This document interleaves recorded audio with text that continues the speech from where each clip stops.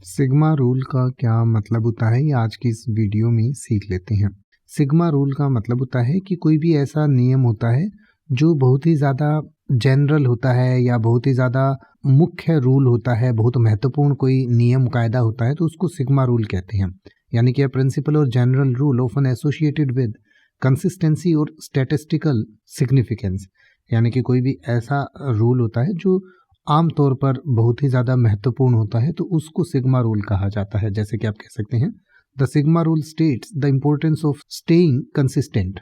यानी कि ये जो सिग्मा रूल है या ये जो मुख्य रूल है ये लगातार काम करने का महत्व जो है वो बताता है, या सिग्मा नियम जो है निरंतर बने रहने का जो महत्व है उसको बताता है।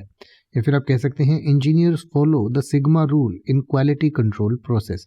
यानी कि जो इंजीनियर्स हैं वो क्वालिटी कंट्रोल का जो प्रोसेस है उसमें इस सिग्मा रूल का या इस महत्वपूर्ण नियम का पालन करते हैं। तो कोई भी महत्वपूर्ण नियम होता है उसको सिग्मा रूल कहते हैं।